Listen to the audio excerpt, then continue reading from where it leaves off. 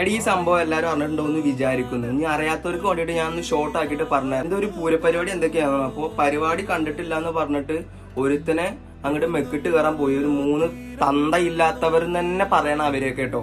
ഒരു 10-50 വയസ്സുള്ളവരോ കുഴിക്ക് കാല് നീട്ടി വെച്ചിരിക്കണ കുറെ കിളവന്മാര് ഒരു 18 വയസ്സ് വെക്കണേ വെറുതെ തല്ലി. അടഞ്ഞ് പൂരം കൊണ്ട് തല്ലി വിടണ്ടേ? ഇത് കൊല്ലടാ.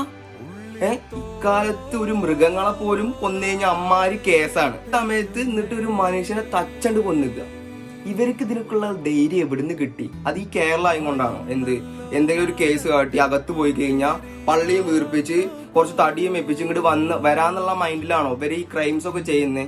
പറ, എന്താണ് എന്താ ഇതിനൊക്കെയുള്ള ഒരു ജനങ്ങളുടെ അഭിപ്രായം ഒന്ന് കേൾക്കണം. ഈ കോടതി എന്ന് പറയുന്നത് നമ്മളെയൊക്കെ സപ്പോർട്ട് ചെയ്യാൻ വേണ്ടിയിട്ട്, അല്ലാണ്ട് ഈ ക്രിമിനൽസിനെ വളർത്താൻ വേണ്ടിയിട്ടല്ല. ശരിക്കും എന്താ വേണ്ടതെന്ന് അറിയൂ?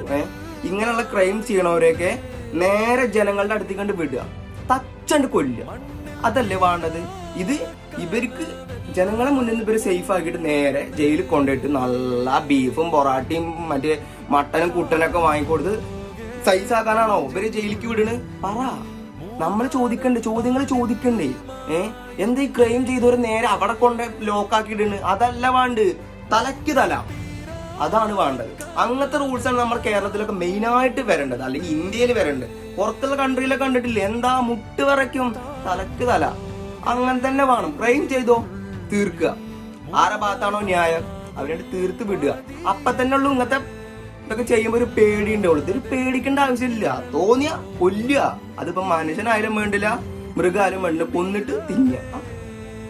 എന്താ ഇവന്മാരെ പോലുള്ളവരൊക്കെ ചെയ്യണ്ട്? രാവിലെ തന്നെ കയ്യിൽ നിന്ന് പോടാ.